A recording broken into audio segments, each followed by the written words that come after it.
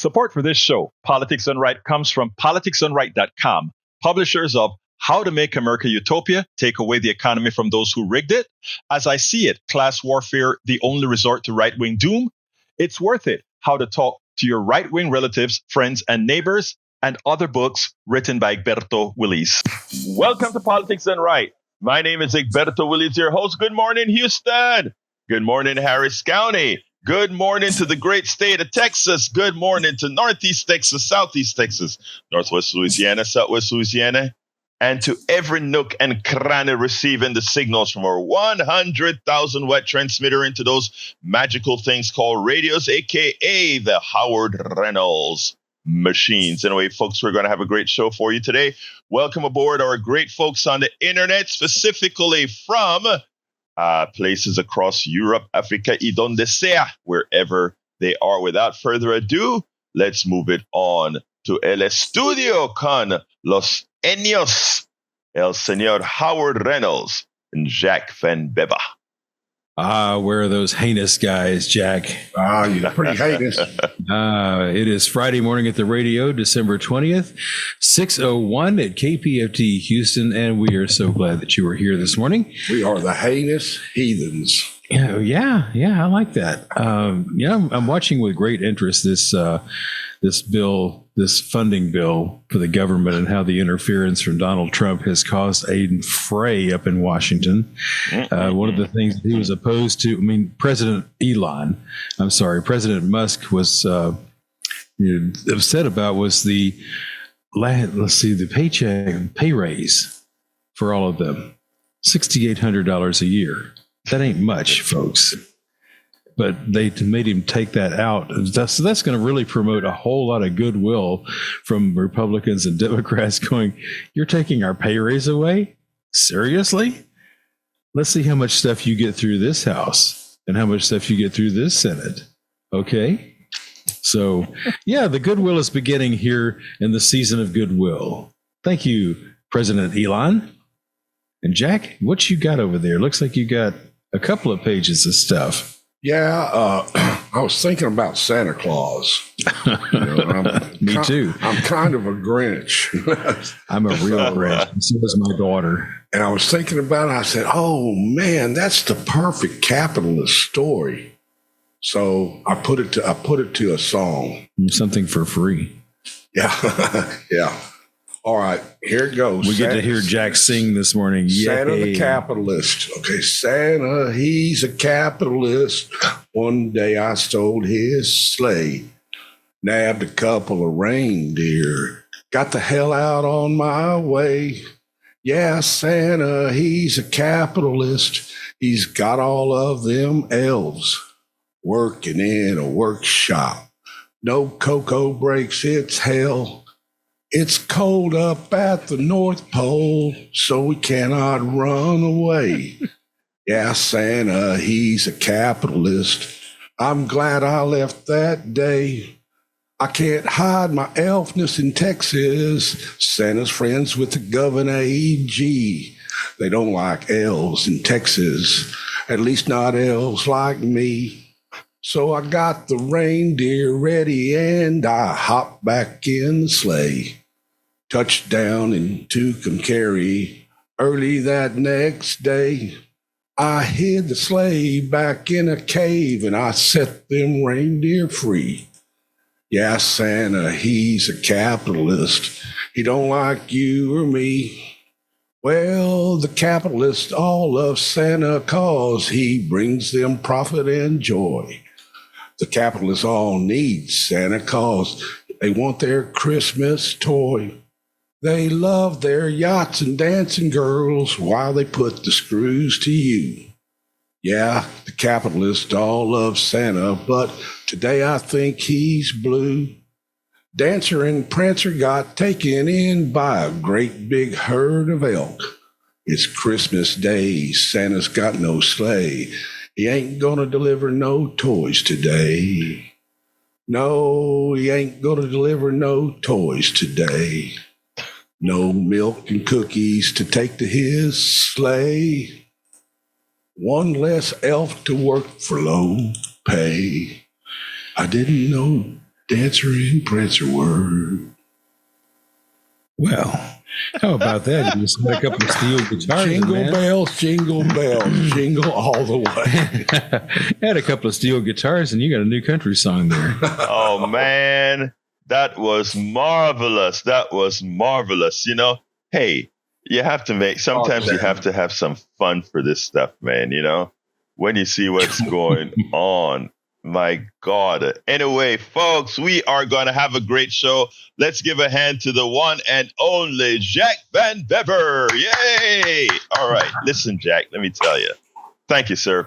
Look, we're going to have a great show for you folks. We're going to have a great show. But I don't know how I beat Jack Van Bever on that. Well, you know how? I don't. Anyway, Dems say hell no to Trump back spending bill. And we have a TikTok influencer's horrifying healthcare story. And you know what? Because I know there are not any calls yet, I think that's where I'm going to start with the horrifying TikTok young lady's healthcare story. I tell you this, folks. Her story is the story of millions of Americans. So as we go through Christmas, as we sit back and think about all that has happened this year, as we sit back and realize that likely the country, if you take a look at the chaos that's happening in Washington right now, that we made not just a strategic mistake, but a mistake that will hurt us for at least, well, actually for more than 4 years, because the damage that's going to be done with the deficits which will create based on how our current monetary system works, based on how it will create. Let me tell you a few truities before we get started. Because there are these fallacies that Republicans are the folks who are fiscally responsible with your money, with your tax dollars. There is this concept and belief that they are better for the economy, that they're business related. That has in at least my lifetime, in other words, since the 80s, that has never, ever been true. And even before that, we've shown you studies, fact-based numerical studies that shows the economy does substantially better. This is not hyperbole. This is not, I think. This is not maybe. And this is something that it irks me that Democrats don't point out strategically and all of the times. Here is a statement of fact. You can look it up. You can either read articles about it or go to the government numbers at the labor and statistics, etc., and find and do the numbers yourself. The government, or rather the economy, always does better comparatively under Democrats than it does under Republicans. And even the great miracle of Ronald Reagan, that was only a miracle after he left office and people made it seem more than it was, even that paled in comparison to the economies that we had under presidents like Clinton, which saw the most employment in this country, largest rise in employment in this country, bar none. It wasn't Reagan. It was Clinton. But you see, Clinton had a scandal where he couldn't keep his peace in his pants. But his economy was better than Reagan's economy. And if you take a look at economy after economy, the Democratic economy has always been much better than Republican economy. And let's not talk about deficits. It's a statement of fact that deficits grow larger under Republicans and Democrats. And here's the reason why. Republicans are always ready to tax cut. Yes, it's true. Democrats are always ready to spend. But Democrats generally come close to paying for their spending because they do not have an aversion to taxing appropriately. In fact, if we taxed the billionaire class more, we would have less of the billionaires. Because remember what I stated, there is no billionaire, none, that has earned their billion. Not one. Neither the good ones or the bad ones. Neither Bill Gates, nor Jeff Bezos, nor Elon Musk. None of them earned it. You did. So again, the economy always does better under Democrats. That's a statement of fact that is verifiable and quantifiable.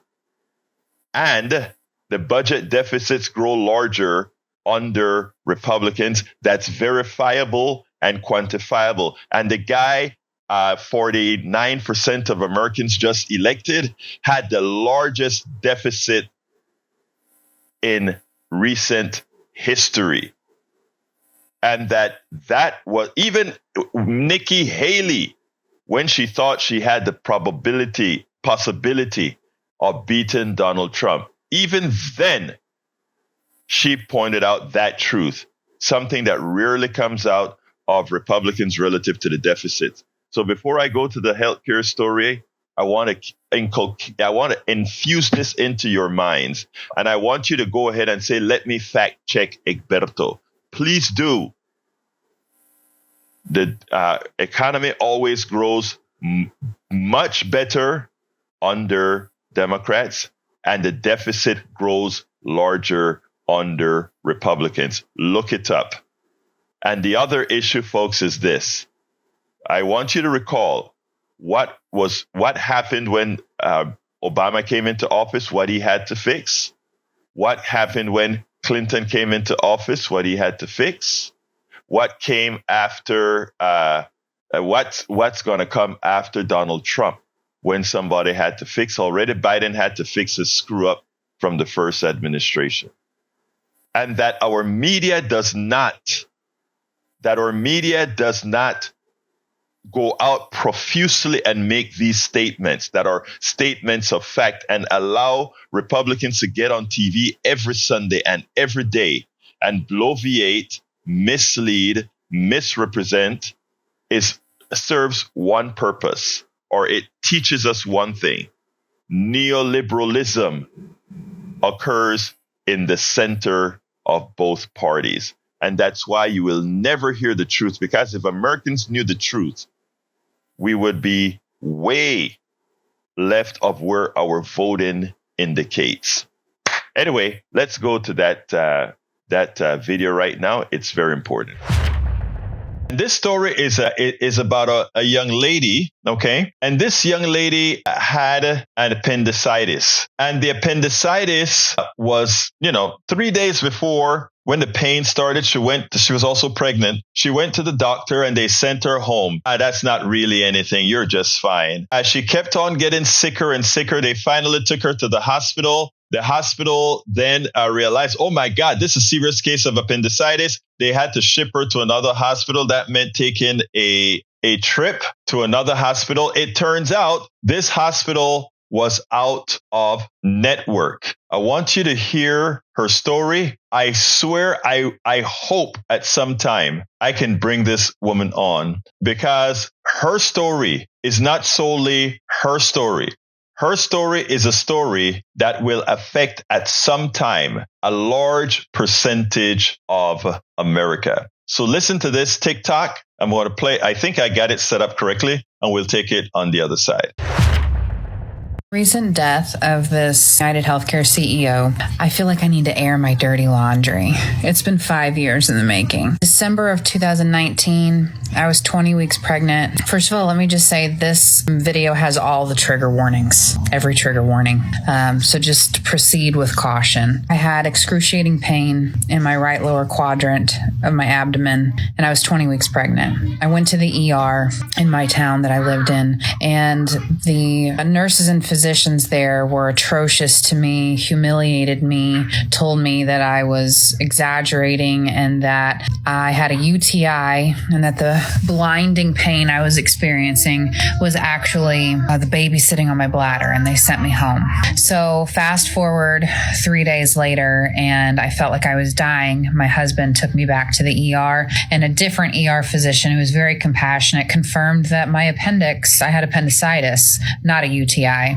So I'd been sitting at home with appendicitis for 3 days. That hospital then emergently sent me by ambulance, which was one of the most harrowing and painful experiences I've ever had, up to a big hospital in St. Louis where I could be treated, where they then determined that I did, in fact, have appendicitis and scheduled me for emergency surgery. My son that I was carrying survived the surgery until the next morning when I delivered him, and he passed away in my arms. About 45 minutes after I lost him, I suffered a pulmonary embolism and lost about 3 liters of blood. So I had to have an emergency D&C because I couldn't deliver the placenta, and I felt life leaving my body and saw visions and had what I now know was an actual near-death experience because I was dying. I survived all this. On the 3rd day of being in the hospital, a doctor I'd never seen before came into my room and told me that I had been sent to a hospital that was out of my insurance network. Mind you, I got pregnant very close together with my first son. I had him in February of that year, and this is now December. So we had met our deductible for the year, and the one comfort that my husband and I had in all of this was at least we won't have a bill. It's all covered because we already met our deductible. But we were wrong because the hospital who had misdiagnosed me sent me to a hospital that was not in my insurance network. The kicker is literally across the street. I'll put this here. It could have taken me to Missouri Baptist Hospital, which was in network, and everything would have been covered.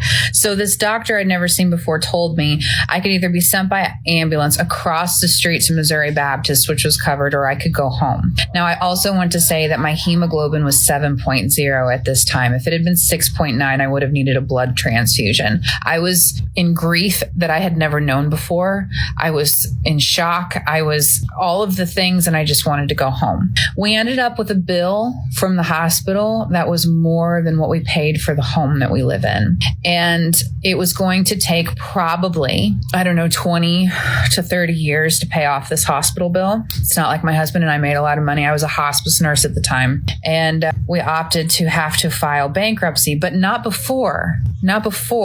I exhausted every appeal with Cigna. I wrote letters. I spilled my heart out. I talked on the phone. I explained our situation and our story, thinking surely someone would understand this was not my fault. This was not my fault. On the 3rd and final appeal, because they only allow you 3, Cigna's appeal physician told me point blank, it was my fault when I was dying from a ruptured appendix in the ER that I didn't check and make sure that the hospital I was being sent to by ambulance was in my insurance network. And I was denied the final appeal, saying that we owed the entire bill. So we filed for bankruptcy. And all of this was also in the height of COVID. I'm still not sure how I lived through this, how I got through it by the grace of my therapist. But I say all this to say insurance companies don't care about you. Hospitals and a lot of doctors don't care about you. Just this week, because of this event that I'm describing, it triggered a latent autoimmune disease inside of me called ankylosing spondylitis, which is something that's incurable and causes me not only insane fatigue, but stiffness and pain throughout my body where I can't even pick up my kids or get on the floor and play with them. That new rheumatologist sent me to a lab to get blood work, their quote unquote lab. And I got sent a $2,000 bill because their lab wasn't in network, but the physician wasn't looking out for me. The doctor's office wasn't looking out for me. And at this point, that's my fault. I should have paused and said, no, just because this is your quote unquote lab, I need to double check. But I didn't. I trusted them again.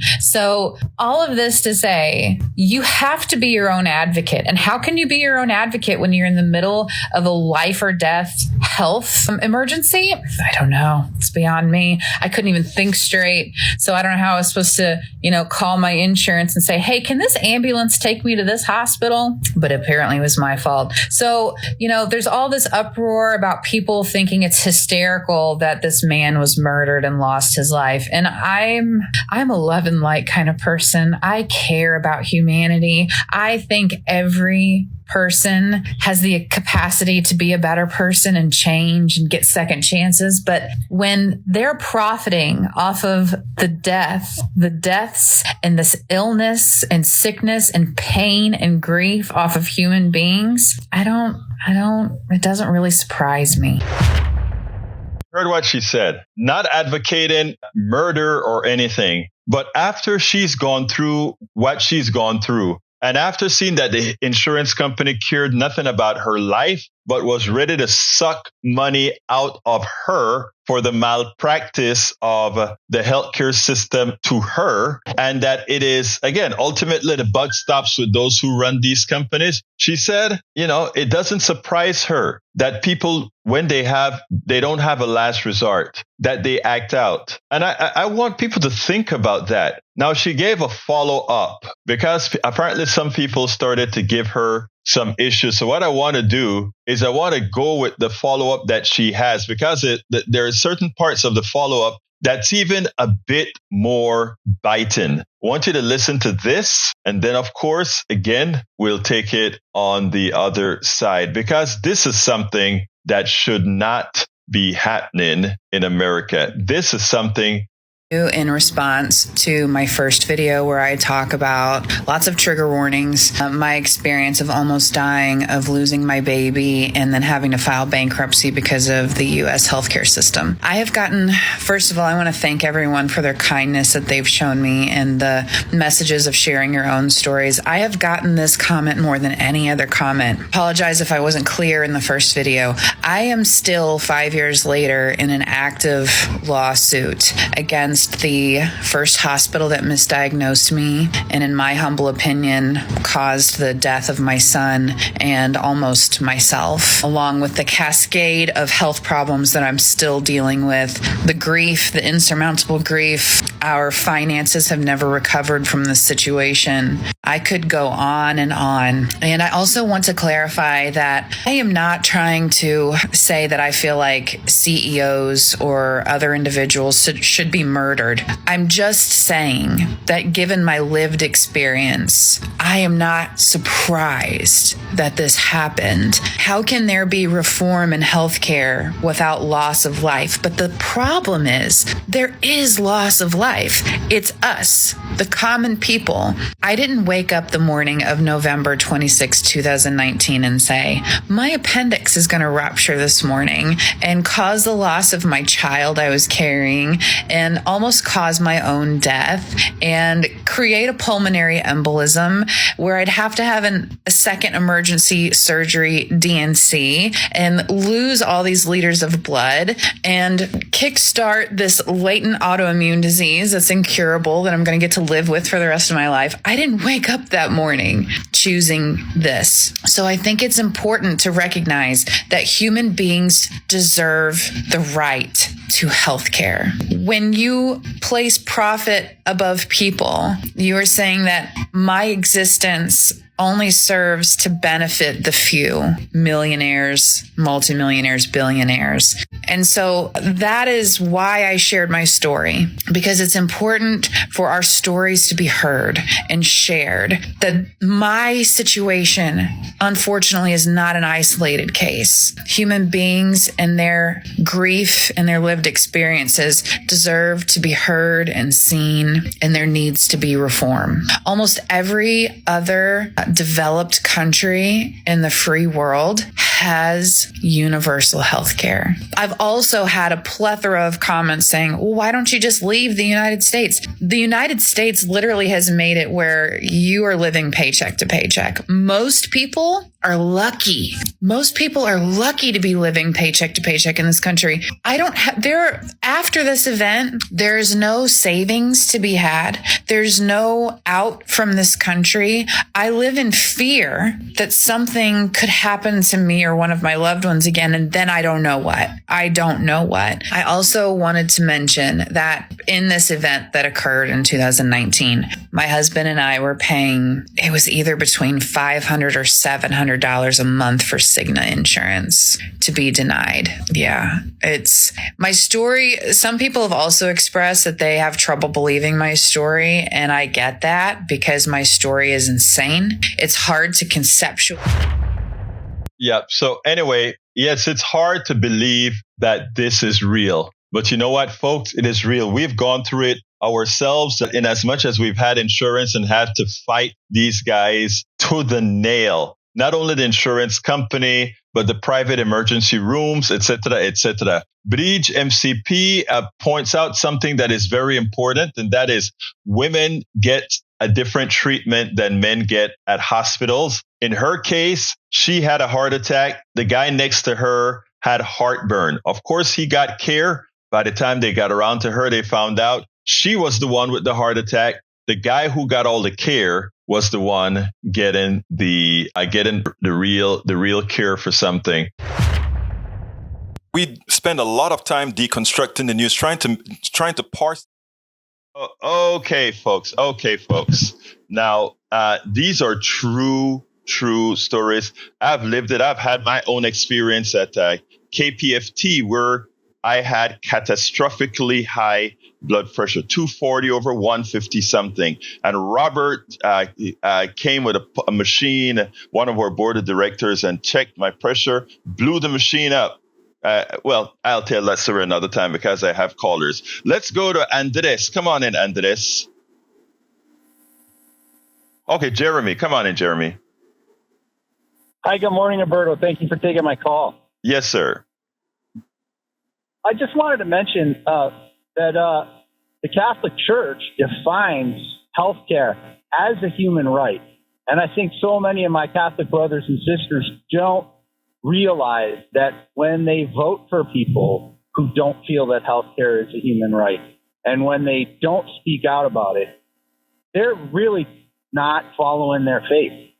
And I think that I just wanted to throw that out there and maybe plant the seed so that if people haven't learned by their actions in the last election, they might vote their own self-interest and vote, a little more Christian. So I appreciate that call because I think that is so important. What has happened, Jeremy, is and those of you who consider yourself evangelicals, I'm not hitting you specifically. I'm hitting your leadership, the shepherds. Okay. But a large portion of the evangelical church has have made being evil vogue, wanting to kick people out of the country, not wanting to give universal health care, wanting to get into the capitalist system of tax cuts and laissez-faire all these things. They have jumped on board. And here's the problem, my brother Jeremy. There are some people who follow their shepherds by, that's just how they grew up. The church leader is my leader. Whatever he says goes. The church is one place that we don't have a democracy. It has always been an autocracy. But that said, if it's doing good, hey, it's great, right? Like the Catholic Church does some great things all over the world when it comes to poverty, etc. But my God, if you have it on the wrong side, you can turn otherwise good people into doing bad things. Anything else, Jeremy, before I jump to Andres? Oh, no, not at all. Have a great day and a great weekend. Thank you, my brother. Merry Christmas to you too, sir. Let's go to Andres. Come on in, Andres. Hello. Can you hear me well? Hello, sir. Talk to me. I've got kind of a crazy story. Okay. First of all, I've gone practically like 10 years without health insurance. Mm-hmm. And I feel that my wife was a victim of the medical system because of all the medications that she was put on. When I had a certain event, I was at work and I had this terrible feeling like in my gut, like heartburn. And I commented to a person that was there, and they said, "Hey, well, I have some bicarbonate of soda, and that might take care of it." So I did. Except that after about a minute, I had to go puke. And eventually I had to call my boss to come, take my place because I had to go home. And on the way home, I was passing by the hospital where my late wife, worked. And I looked over and I thought, with this pain that I have here, I should really go to the emergency room. But I thought of the things that happened to us. And so instead, no, I went home. And I was trying to control this pain, meditate through it, whatever. And for some reason, something told me, hey, you tried bicarbonate, which is basic, and water. Why not acid and water? So I had like a half a lemon. And I tell you, I wasn't even aware that the pain had gone away, but it was like within seconds. And that was like 10, 11 years ago. Later on, I heard that those probably are symptoms of, ¿cómo se le llama? Un infarto. Mm-hmm. Okay, yeah, que tenías un ataque de corazón, claro. Yes. No, es lo que aparentemente después me di cuenta, ¿verdad? En ese momento no lo sabía. Yo todo lo que tomé, ¿verdad? Fue la idea de que de tomar un agua con limón y eso me quitó el dolor y como digo, eso hace 10, 11 años. I get it. What he's saying is after he took some lime and water, apparently it alleviated this pain. And likely the pain was caused by an infarct. An infarct, señores, un infarto es un ataque de corazón, un bloqueo del corazón. Pero lo que creo que me estás diciendo es que quizás el ácido abrió tus venas. You thought that maybe the acid opened up your veins after you drank the acid, and it probably had sort of some sort of an effect to open things up somewhat. Is what you're saying, correct? Absolutely. It wasn't just plain water. It was a mineral water. Mm-hmm. And make sure you don't say lime. Lemon, it was what I said. Lemon, because, okay. Yeah, because anyway. Well, we're not going to give medical advice here, but let me just say something, okay? There is reality that there are a lot of homeopathic methods of solving problems, but we would never here on the radio attempt to tell folks if they have the chest pains that you have, that lemon and water would take care of it. But again, on the individual basis, if you know something that we don't and you know it's effective. Now, you also claim that your wife was likely affected by the medicines that came from the pharmaceuticals, and you had some issues with that. So, look, I understand that, entiendo eso, but here's the thing. I think that the fact that you passed that hospital feeling as sick as you did, and the first thing on your mind is, I don't have insurance. Let me go home and take the pain. That alone tells you how systemically broken our healthcare system is. And I think you would agree with that. I disagree in this way. Insurance was not the problem. I had no confidence that they would be able to solve the problem. Because I myself had problems before where something gastric was going on, right? And I would go to my regular doctor and he would give me something that would seemingly control it, okay? But he almost always told me, hey, lay off the sauce. Lay off the sauce.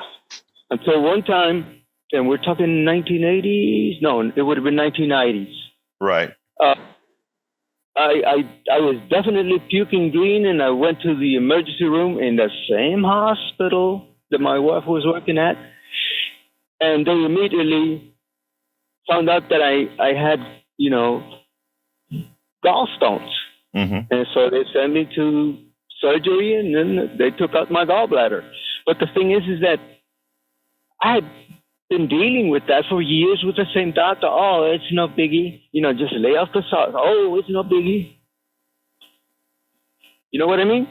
Yeah, I got you. Let me just say, I hear you. Okay, I hear you.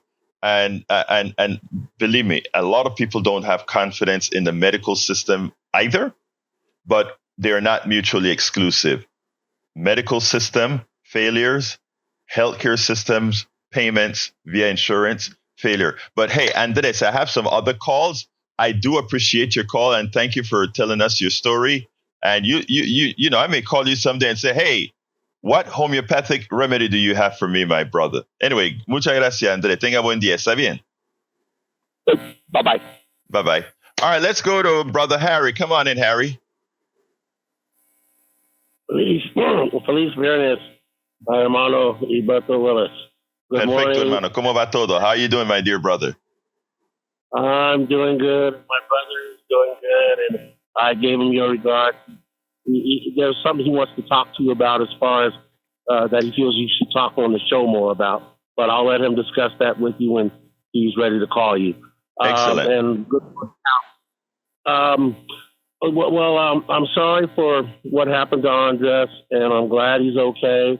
I'm glad he's got through that, and I hope that he's got insurance. So when if he has problems in the future, that the insurance will be able to cover him, and then he has the right doctors that will whatever happens with him. If he has any more gallbladder problems, that they'll get through that, or if anything else services. No problem, Harry. I got some full calls, so thank you for giving him kudos. But let me hear your subject. Yeah, okay. And then I wanted to that woman that the video. But I was just wondering what her name was.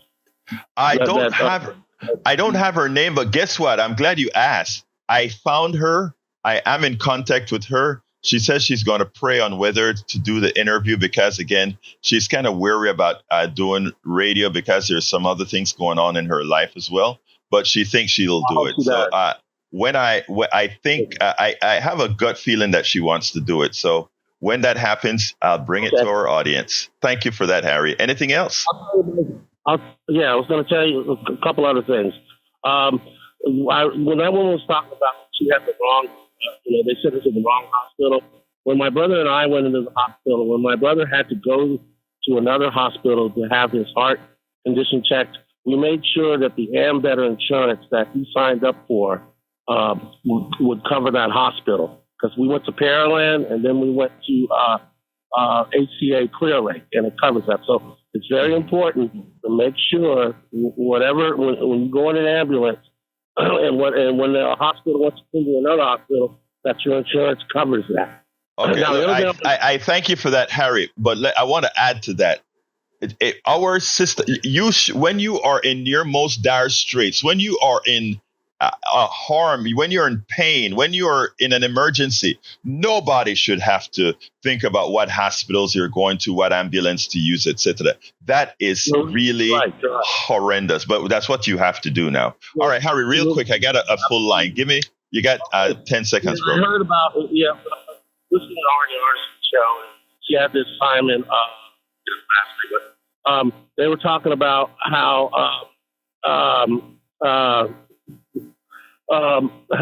they want a part that Congressman Jim Clyburn said that Joe Biden should pardon. Oh, no, that's ridiculous. Ridiculous. Yep. I saw Jim Clavin saying that. Ridiculous completely. I got to go, Harry. Thank you for bringing that up. We'll talk about that another time. Let's go to MC. MC, come on in. Good morning. Good Years morning, ago, when I realized that I could no longer afford health insurance, I decided to fight back, and I have successfully. My way of fighting back was to learn. I mean, I had to go to the library and read a bunch of books, but I learned how to eat very well. Excuse me. And I don't mean to eat expensively, but to eat very well with vegetables, et cetera, and to get some reasonable exercise. I have done those things for, over 5 years, and I am healthier now than I ever have been. So I recommend a good diet and a reasonable amount of good exercise as ways to fight back against the health industry. Now, first of all, that is some great advice about taking personal responsibility so that you can have control over things like high blood pressure, obesity, and all those other factors. So I am 100% with you there as far as that being a fight. But I want to talk about a bigger fight. If you take very good care of yourself, MC, and that's great and commendable. But if you get hit by a car with a broken leg, your good eating isn't going to solve that problem. You're going to have to get into the healthcare system. And one of my fights is to make sure that you are protected under that situation as well. I don't want you losing your home, your livelihood, or your wealth because of something that you have no control over. You are so right. You have control over the healthy part of living with how you eat, with how you exercise. What you don't have control over is somebody putting you in a position not caused by you. So I thank you for that message. But I want people to keep in the back of their head, we must change this system to protect you against all possibilities. And I think you would agree with that. I do agree. Thanks for the time. Goodbye. Thank you so kindly, MC. Let's go to Augie. Come on in, Augie. Yeah, Merry Christmas to you guys. Merry Christmas, brother. Sometimes the first thing you see when you go into emergency room is somebody from administration that wants to check your insurance, what you got. My sister worked for University Hospital in San Antonio, and she and her husband decided to go to Corpus Christi, but she had some health problems, so they checked out, make sure that they were covered in Corpus Christi. Well, she had some kind of medical problem, had to go to the emergency room, but it was packed. And the person that saw them asked them about what insurance they got. And there's a lot of different insurance companies now. And so he went down a whole list of insurance companies. He didn't see the one that she had. He overlooked it. But that's because he was swamped with a lot of people in the emergency room. And so before they could take care of her, they said they would have to pay $3,000. Mm-hmm. And luckily, they could afford it. And they paid it, and they were taken care of. And so she went back to University Hospital and talked to them and said, I thought you said I was covered. And said, you are. So she called back that hospital, and this said, oh, yeah, I forgot. The guy overlooked that she was covered. But they were still at that $3,000. But they were lucky they had that money. But, did they ever get their money back? Nope, they didn't get their money. That's steeper if they were on the. Oh, wow. Yeah. So even if you're covered, and you know what, if the guy at the emergency room says you're not, but you're going to be in an emergency. Sometimes, if you got the money, you're not going to fight it. You just want the care. Yeah, Luckily, exactly. But another thing you said about Bill Clinton, he didn't go after her. She went after him. And that attorney general was a Republican. It was the third attorney general that saw this case.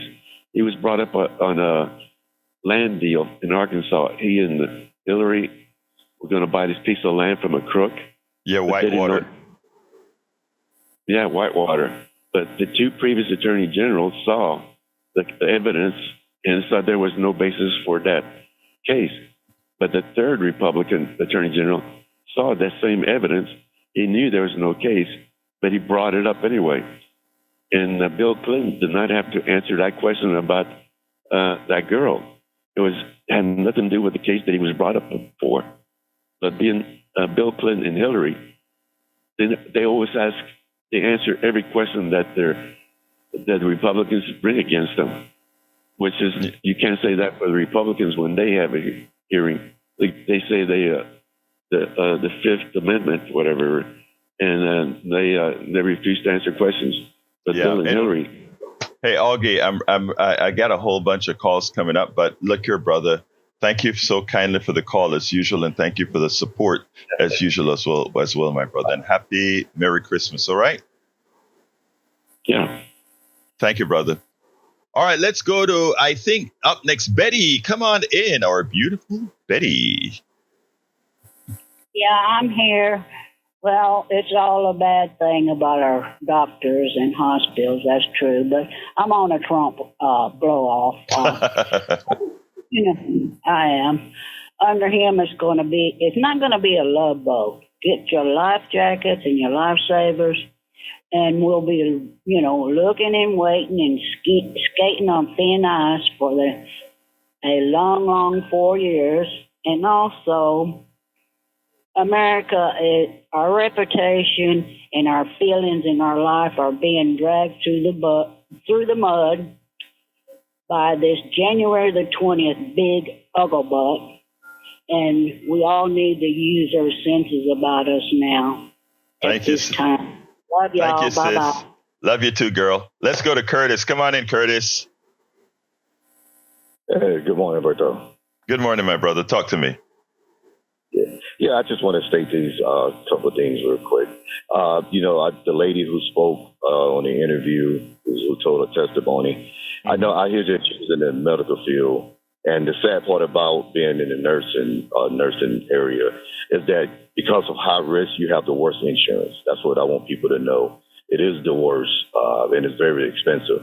I also want to just say this because I want to talk about just the solution part.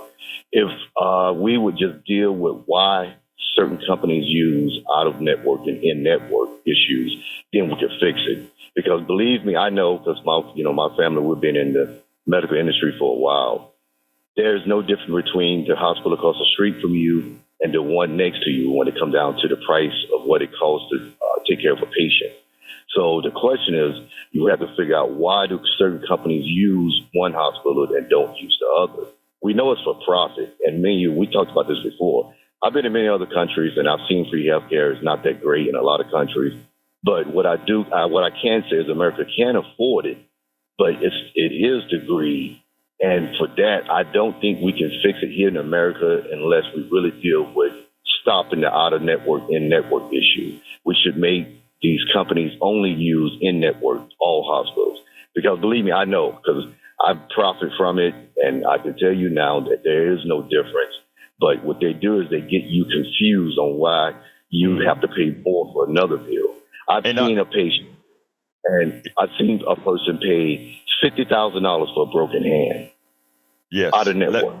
Yes. Let me just add to that. That is the same thing that every capitalist company does, right? They have coupons. Those people who really want to search for coupons get a break on the price. What it allows them to do is make more money than having all the prices one price that's a low price. If they put a very high price, they know some people will pay the high price. And then they also throw coupons out there for people who will never pay the high price, but they still want to make a sale because some sale is better than no sale. So they have coupons.